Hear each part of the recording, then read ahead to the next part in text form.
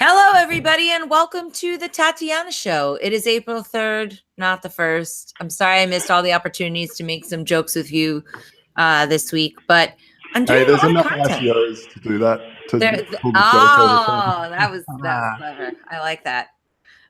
So Josh, you look different from before, even though we're taping the episode on the same day. I've ruined the plan for people. I was like, I'm going to change and make it seem all fancy.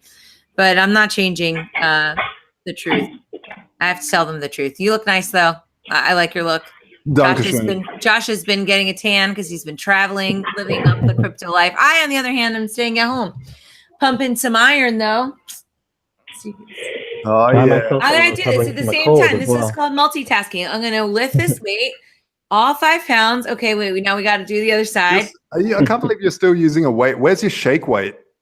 Oh my God. I don't think that anybody serious can use a shake weight, but I think it does work. I have a trampoline though, and I've been holding these little 2 pound weights with me. And I go like this. See that precision right there? For all those people on SoundCloud, she's punching us virtually. She's punching. But in a precise way, like a female Rocky. Yeah, right. So today anyway, we've got a champion today, another champion of the crypto space. Indeed.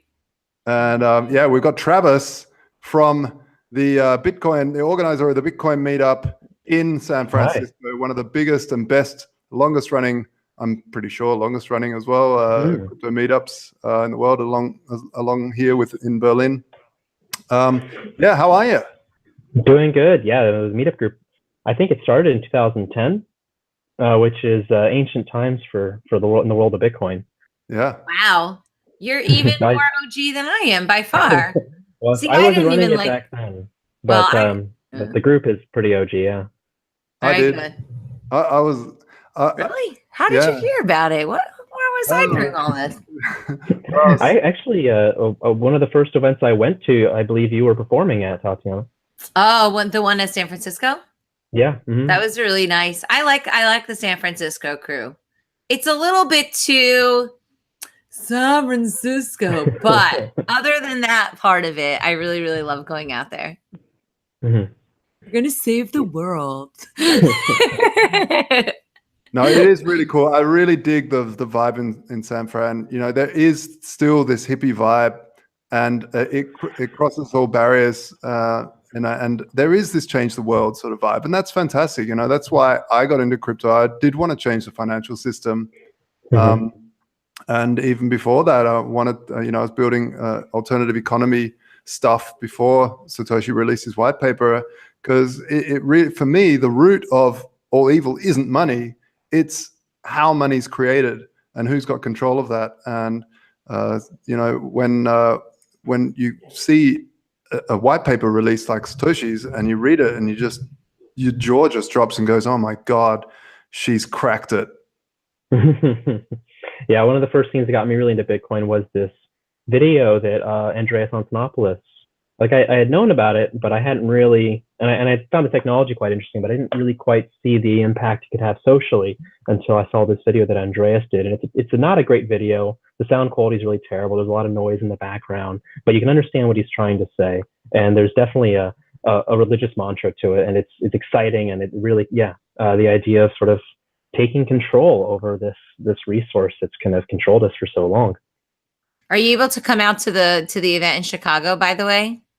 No, I can't make it up to that one.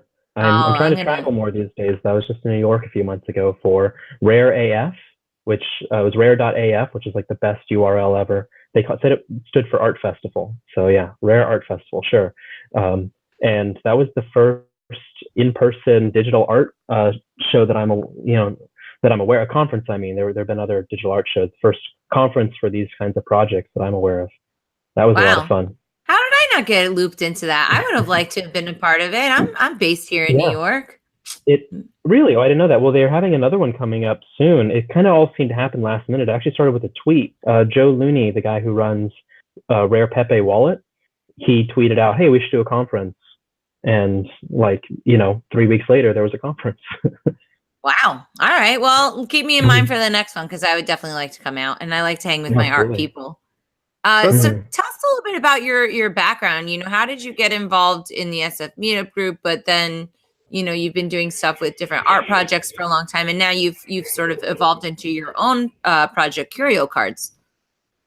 Yeah, about, I think it was like maybe not quite, but maybe about 4 years ago, there was something called the San Francisco Bitcoin Art Fair. And they had that over at 20 Mission, which is this place that used to host a lot of Bitcoin events, and helped out with that. And around that time, started going to the events a lot more often. Wasn't organizing it back then. Paige and Isabel were running the show then.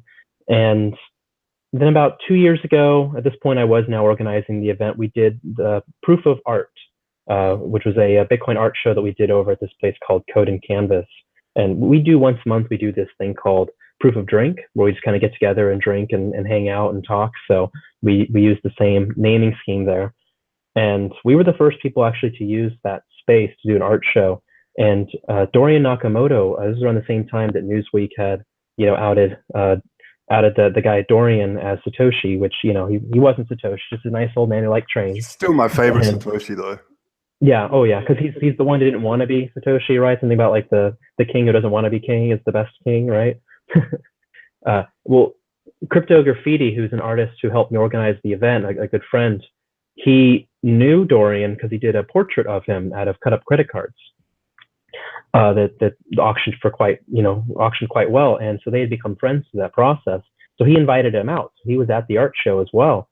And so everyone wanted to get their picture with him, and I got photos of him helping to paint the walls at the gallery space. So while we were getting set up the day before, he's just a really nice guy. Oh, and somebody put him in an Augur shirt too, which was just brilliant marketing because everyone wanted their photo with him, and in every photo he's wearing this Augur shirt, and he didn't know what Augur was. So we did the art show, and then about a year later, decided to do something again. This is now a year ago. This is around April.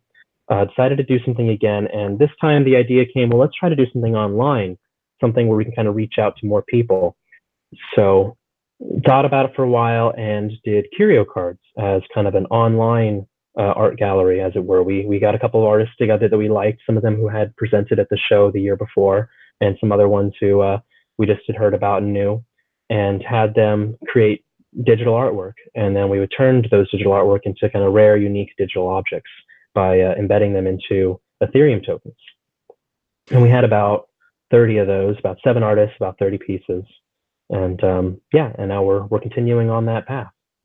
So a lot of people say, why do you need a blockchain? Why do you need a crypto for art? Can't I just copy the picture? And, you can take a Rare Pepe, which is a card game, and just copy it for the picture. But the fact of the matter is, you have the rights to sell them, right? Is that what drew you to have that uniqueness within art in the digital art space?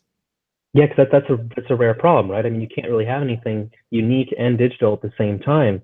For years, that was the issue, right? I mean, that's what took down so much of the music industry and film industry, was just this idea that I can use Napster to copy music, copy movies.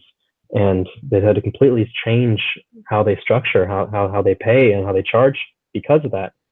But Bitcoin kind of showed, I don't want to say the word solution, but a different way of handling that idea, a way you actually can have a digital object that can't be copied or counterfeited or duplicated. I mean, every Bitcoin essentially is a collectible. There's only 21 million of them. You can break them up into smaller pieces, but it's just all it is a unique, rare object. That's really true. Yeah. I was talking to someone the other day, and they said, "Oh yeah, but there's so many other cryptos now. How do you know Bitcoin's going to be value anything?"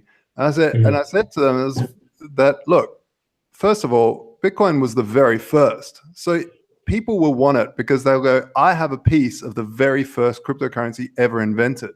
You can't take that away from it. No. Yeah. You can release new features. You can have a new coin that's better, faster, smarter, better branding. Like, you can do anything you want, but you can't take away the fact that it was first. It's like, if I have a laptop that's like 5 years old, I can't give it away. Nobody wants it. It's a piece of crap. But an Apple One computer, handmade by Steve Wozniak, those things go for, $500,000, $1 million at auction. Yeah.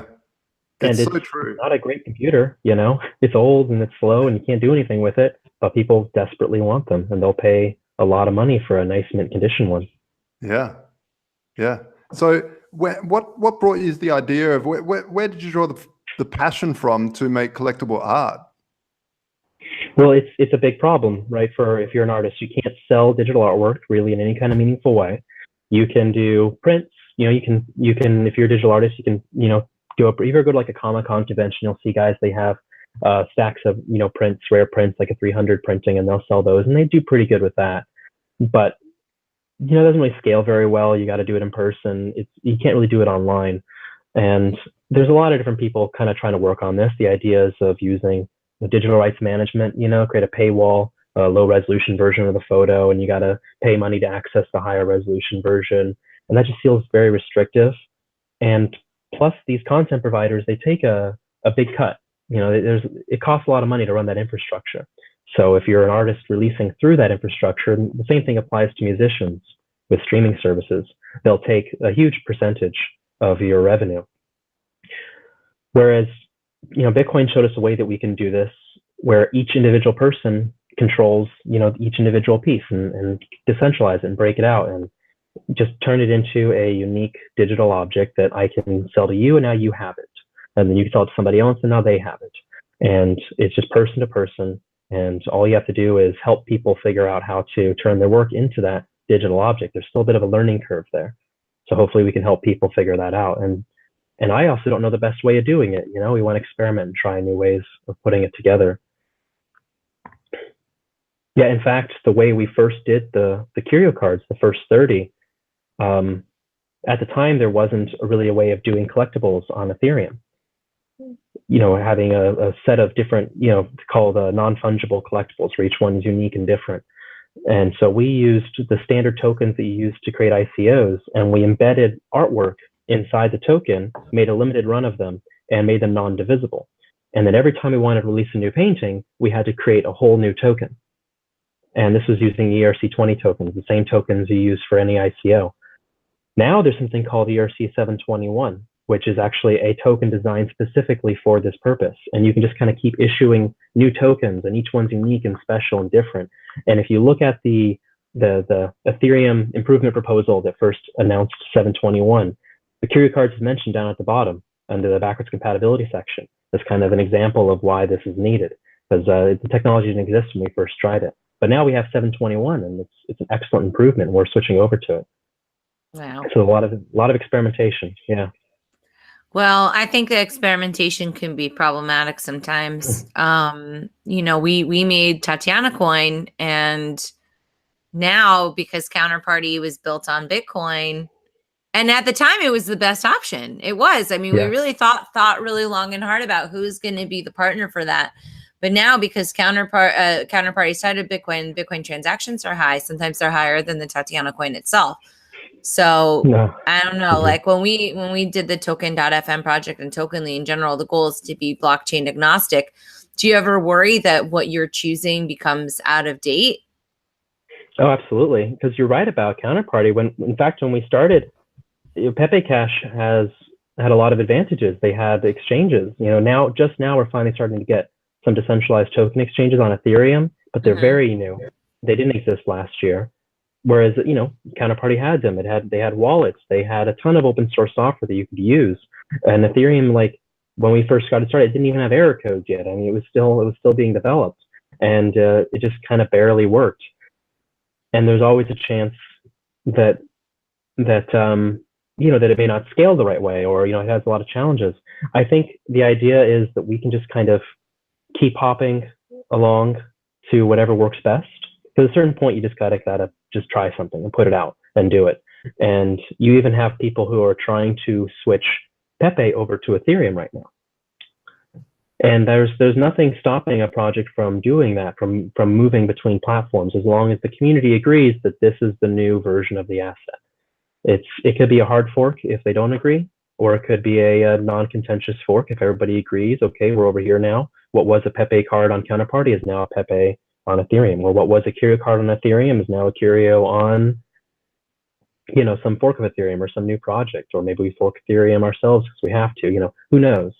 I'm not making any direct claims there, but I think that flexibility is allowed, because it really just comes down to the people believe that this is the asset. There's is this where it exists now, and this is where it is. Yeah. Do you think, coming from the economics side of things, I find it fascinating because you have something that can be infinitely copyable, like a piece of digital art, and now you have the ability to have the rights to sell that art. That's what you've got. It's not to look at it because everyone can look at it, but you have the right to then sell that on.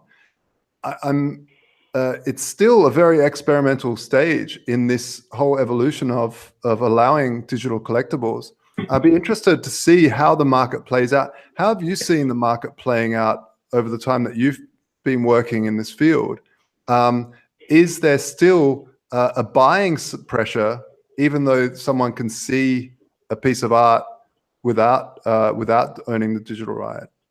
That's a good question. Yeah. Yeah, and that was kind of the question to start the whole thing. We had asked ourselves, will people make that kind of intellectual leap? Will they decide that looking at the painting or looking at the image isn't what matters? It's actually owning the token itself. I like the way you worded that about how it's more right than it is ownership. You have the right to sell it because anybody can look at it, which I think is kind of cool. You don't have to hide the image. Yeah. I always think I think of Bitcoin the same way. It's like I don't have the Bitcoin. I just have the control over the Bitcoin. I have the right to move the Bitcoin. That's what the key gives me, right? I don't actually hold it in my hands. I just have the rights to it. So you look at other projects that have been around a bit longer, like Pepe Cash, or gosh, there's a whole bunch of them now. And if anything, the longer a project, the rarer and older a card is, the more value it seems to get. When it's brand new, you don't really know yet what the cultures around it's going to be because each one's almost like a little tiny mini community. I'll give you an example. There was one of Pepe's I really like. It's called DJ Pepe, and he's got a SoundCloud where he's always kind of curating the music on it, and you need to have the card to have access to the SoundCloud. Wow. And and so you could have the card for a little while and listen to some songs, but if you pass the card on to somebody else, you don't have access anymore. And you have to kind of tell yourself, well, what is that worth to you, right? You'll figure that on your own. But it's kind of created this. At first, it was just a funny idea, but now there's a whole community around it. There are people who follow DJ Pepe on Twitter, and at Rare AF, he was interviewed on the panel. They had a cardboard cutout of him. The guy who actually is DJ Pepe, he had a microphone behind the stage, and they put this cardboard cutout on the stage, and people would ask the cardboard cutout questions, and they respected what the cardboard cutout had to say. And that didn't happen overnight. That takes time for him to develop a following and kind of get that respect and create a culture around his artwork and his cards. That's great. I think the utility as well of something like CryptoKitties, which was the ability to make a digital collectible also mate with another digital collectible to create a new digital collectible. That was also a very, very cool evolution of digital art. They're literally evolving by breeding. It's such a clever idea. So and then you have crazy. Projects like kitty hats where they create add-ons for your kitty. So you can get like cats and monocles and mustaches. And it's a separate project, I believe. I don't even think it was made by the CryptoKitty people. That's and even it just better. showed, because you can add on to these assets. It's your kitty. You can do whatever you want with it. They couldn't stop you if they wanted to. And that shows the kitties then became more valuable once that service existed, because it took time. It takes a bit of time for that community to develop, and the interest in the use cases and games and different types of collecting and what is the rare kind of kitty. It kind of takes time to realize, oh, this is actually uncommon, this particular attribute. I remember when I first got into Bitcoin and I was sitting at the meetup here at Room 77 and talking, saying, is this the answer to copyright protection of software as well? Because in some way, you could have the software kind of like the shareware system back in the day, where everyone had access to it, but it wasn't everything. You could, if you had the token, you can now sell that. I don't know if it would even work, but it's playing on the edge. It's still on the edge of art and creativity and having something that is worth something, but having that right to sell it on. So I really like the Patreon model the idea of supporting the creator directly. And you see this in open source software. There are actually a couple of well-known open source developers on Patreon, and people who just, hey, I like your software, I like using it, but there's no way for me to, it's free software, so I'll pay you X amount, and they kind of create their own subscription. There are limits to what that can do. I think it's an amazing platform, but I believe it has kind of the tragedy of commons issue where, like, someone else will say, hey, I don't have to do that because somebody else will. And clearly that's overcome because people just love the artist so much. They love the creator. They love what they do. And so they do contribute to these things. You see Patreon accounts, people are contributing. Yeah. But it comes down to that relationship. If you can give it all, like, what am I getting in return, right? People like that. So I think the really successful Patreon accounts are ones where you have access to a lot of kind of really cool exclusive content, or a way of communicating with the creator directly, a way of interacting with the creator directly. And I could see a token system similar to like the Curio cards or kitties is doing, being very helpful for that, because it could be, instead of just donating money, you're purchasing something. You're purchasing some unique object that they're creating, that they're interacting with. And yeah, I don't know how you do that with software, but it could just be that they're open source developer that you really like, and they create a token that kind of represents their work. And right, but how do you get to that point? Right? So how do you get to the point where people know about you in order enough to like you? We learn a lot of lessons with Tatiana Coin, and one of them is that unless you have a lot of friends that want to give you money, it doesn't really matter how good your music is. Nobody's gonna, you're not gonna ever be able to get out the door. And that sort of bugs me a little bit about when people talk about, registration of your work and stuff like that. I mean, yeah, that's important in one way, but I think a lot of artists don't ever even get to register their work because they never even get to kind of foster that. So what we were thinking is offering, well, like if you could basically have people, of course, we're not allowed to say that. And we'd never intended to have Tatiana Coin be something where, you're going to make millions of dollars off it. That was never the intention, right?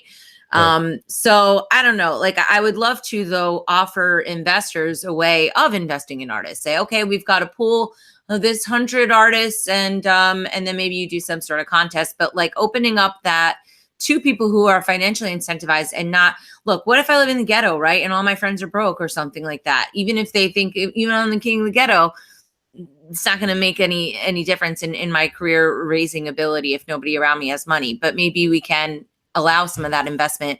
I don't know. I mean, the average person, if they've got an extra $50 a month, instead of buying a crypto something, they might be more interested in buying, a piece of the artist. I would find that way more interesting if I were trying to make a little bit extra money. Maybe you don't make that much money off of it, though, because most artists, they don't succeed. And what is success?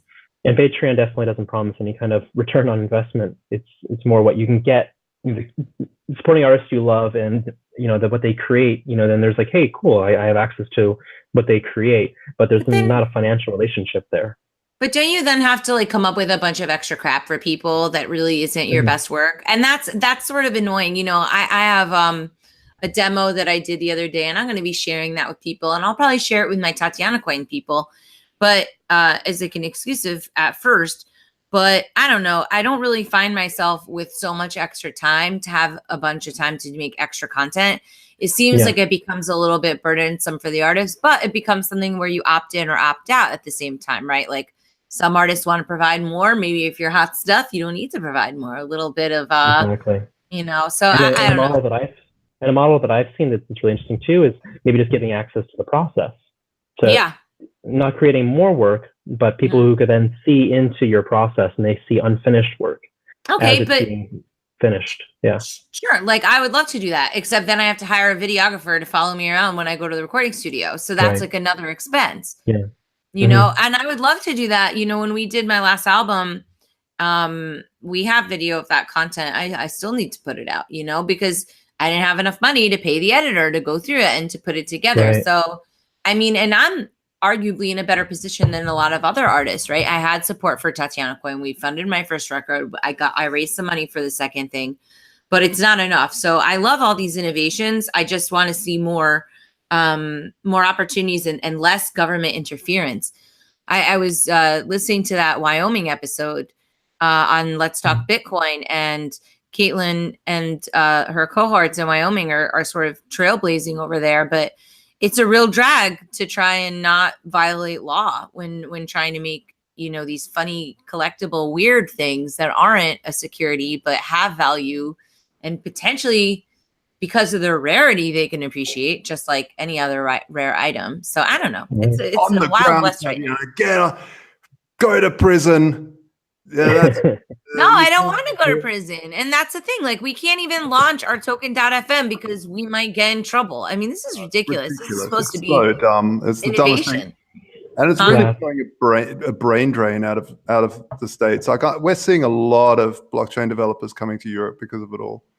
Yeah, you're going to see a lot of innovation moving places where the law is clearer or less obtuse anyways. And, you know, because, yeah, if you have a really cool idea but you're afraid of what will happen when you release it, that's not going to be a good environment for innovation. Yeah. So with Curio cards, how does it work? What if someone wants to start getting into it or start understanding it further? What happens? You go onto the website, Curio.cards, and what happens then? So the first 30 cards we created, it was me and Crypto Graffiti essentially picking out people that we liked.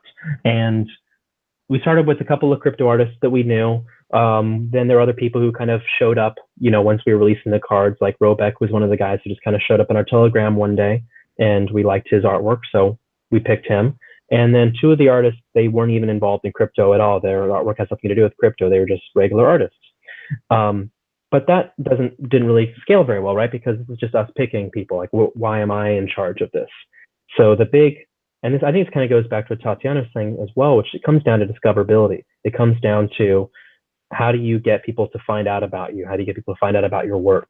And if I'm this gatekeeper and I have to know you and think you're a cool person, that's not exactly solving anything, is it? So we were focused on getting the technology figured out with the first 30. And now what we're focused on is that curation issue, that discoverability issue. So I don't want to pick the artists anymore. We want to let other people vote on who gets created. So we have an open process right now. If you go on Curio.cards, there's a link at the top that says community site, and that'll take you to where people are submitting their own artwork. And it's just a form that I put together, and you can see a bunch of really cool art people have already submitted. And what's going to happen is we're gathering all that together. We're gathering together all the artist information, and we're building a voting website. And people would go on the site and they would vote by burning Ethereum, you know, by sacrificing Ethereum to the art gods for whatever they like best. So there's trying to remove incentives and ways of gaming the system there. And it's not a perfect tool because value is being destroyed. And I'd much rather see that money go to the artist. And we're going to make some improvements and figure out ways of doing that. But this works, it's quick, it's easy, and we're going to start voting on the new artwork. So whatever cards win the vote, we create. How do we get fans to like this stuff? Does it have to be personality driven by the fame of the artist, right? First of all, I think we need the tools, right, to make it really nice and easy for the average person to do it. But, you know, people aren't going to say, oh, I want this collectible card if no one else is collecting them. I mean, it's nice to be a little bit ahead of the curve, but at some point we got to get everybody to catch up. So I see kind of two main things that would drive value: looking at the cards we've already done, and as well as just interacting with the community so far. And part of that is just, hey, it's crypto, that's neat, right? And people just want it because it's crypto and that's interesting. The main driver of value right now, it's the artist's existing fans sort of following them to the platform. People will say like, oh, I like what this guy does, and this is a really kind of a neat new way for me to own their work that they're experimenting with, and I want to support that. That then turning into something larger, where like the card itself is you know, just considered very valuable. People want it, they crave it, they desire it. That's sort of like that's the DJ Pepe story, right? That takes time. They have to develop a community around the artwork, develop kind of a culture and a cachet around how cool and interesting it is. Yeah. When you collect a card, do you actually get the high res version of the artwork? So if you go on the site and right click on any of the cards and say, you know, open a new tab, the image, the high resolution picture is right there. We don't hide that or keep that away. Really? And the token that you buy, it has the highest resolution image, you know, that the artist gives us, turned into an IPFS hash embedded inside the card. So I kind of like that. I like that the artwork isn't hidden or tucked away. What you're getting is the ability to sort of trade in ownership of that artwork. Yeah.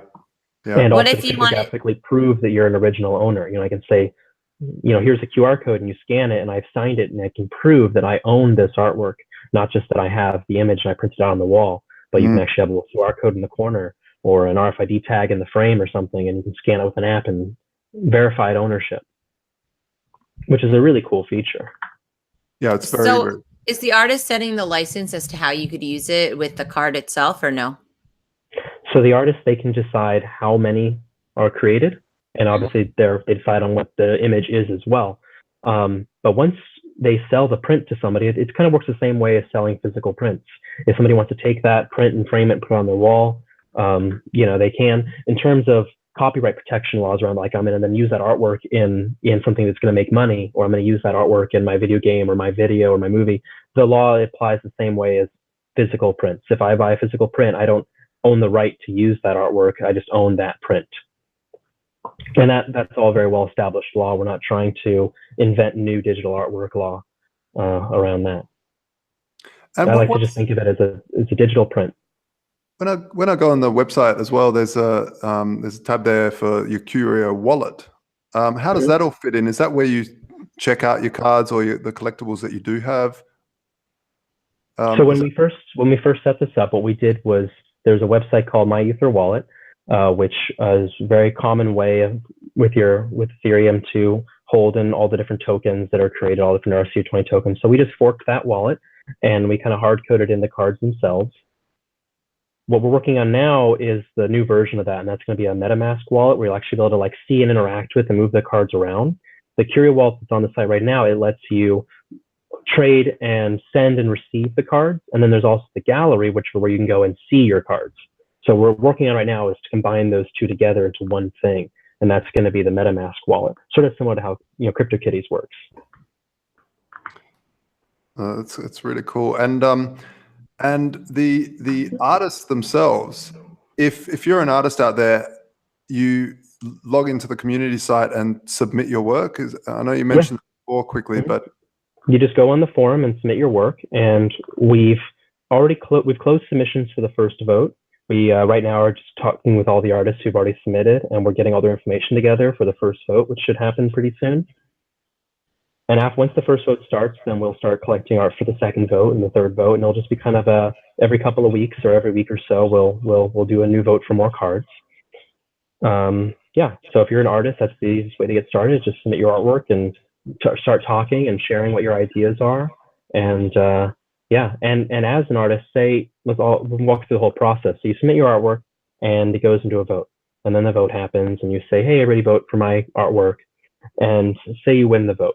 What happens then is we take your artwork and we turn it into a card. So we embed it inside of a rare, unique digital object, and we handle all the technical side for that of how to create the digital asset, how to create the tokens, how to integrate it with the wallets, auction houses, etc. We'll handle all of that. That's kind of a very important thing. Is I think artists, we need artists, and artists need us, and this is how we can help them out.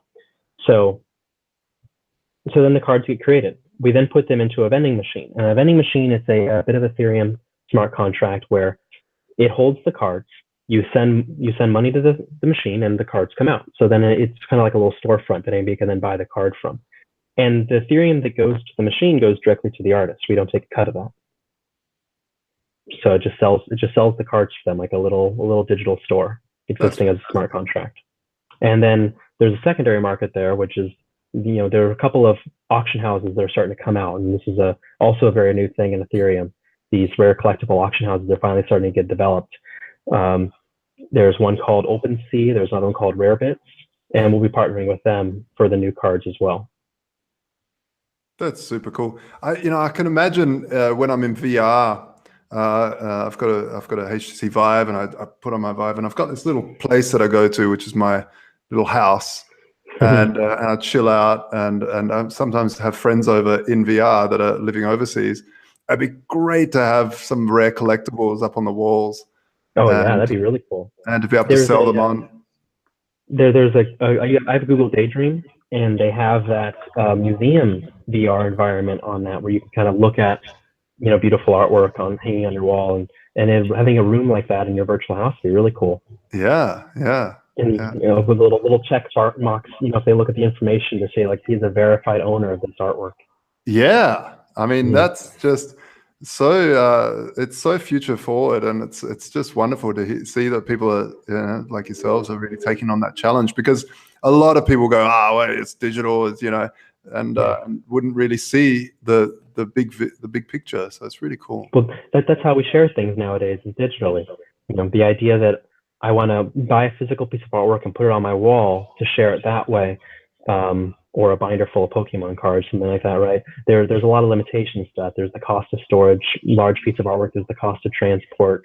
There's the cost of insurance, the cost of, you know, all the costs associated with having that physical piece on your limited wall space. But if I have, you know, there's cool things that I have online, I share them on Facebook, I share them on Twitter, I share them digitally. Yeah. And there are a lot of people that say, it'll never sort of, you know, why I wouldn't buy one. Imagine if you owned that, you know, let's take a big name like Banksy or something, like a digital Banksy work, and you had that cryptographic proof. Can't you see, folks, that actually has value because you have the ability to sell that on? Yeah, it's very cool. And there was even at Rare AF, they did a live auction of some CryptoKitties and some Rare Pepes. And the Homer Pepe, which was only one of them, it went for $39,000 at live auction. And then there was a CryptoKitty as well that went for a couple $1,000s, and the proceeds went to SPCA. Fantastic. I like that. It's like a double whammy, because then you've got all the nice PR for crypto. Exactly. Cool. All right. Well, I don't know. Any other questions here? I feel like we've unwrapped a lot. We've been on an art kick lately on this show. I like it. I want to see more artists getting involved. Are you coming out to Consensus? I'm not sure yet. I hope I can make it. Yeah. Okay. I'm pretty much I'm pretty sure I'm going to throw a party, so we'll have to talk about that a little later. But cool. So thanks so much for joining us. Is there any place that people can connect with you specifically? Give us all your socials and how people can connect. Sure. So there's obviously the website Curio.cards, and if you want to follow me on Twitter, it's Travis4Mayor, and there's also my Curio cards at my Curio cards, and those are probably the two best places to start. Awesome. And we have a Telegram room and a Discord room as well. All right. Well, we'll have to go and hang with you in some of those chats there. Thanks so much, Travis, for coming on. Josh, anything to say before we get off the show? Well, if anyone who wants to get rid of filthy fiat and they want to trade in and out of crypto and gold instead, and stay away from the banking system, then they can on vaultoro.com. That's vault as in a gold vault, and oro as in Spanish for gold. And it's fully insured and fully audited by BDO International. So that's really cool. And Tatiana's crypto media hub is also. I was like waiting to see if you're going to remember the name of my company. Of course, I remember. He was like, Crypto Media. Yes, Crypto Media Hub. Come hang with us if you want to get the word out about your project. And if you have a product or service that fits our show, you can reach out to us for sponsorship opportunities at dave@btcmedia.org. Thanks, everybody, for coming and hanging out. Thanks to everybody for tuning in. And we'll see you very soon. Bye, everybody. Bye.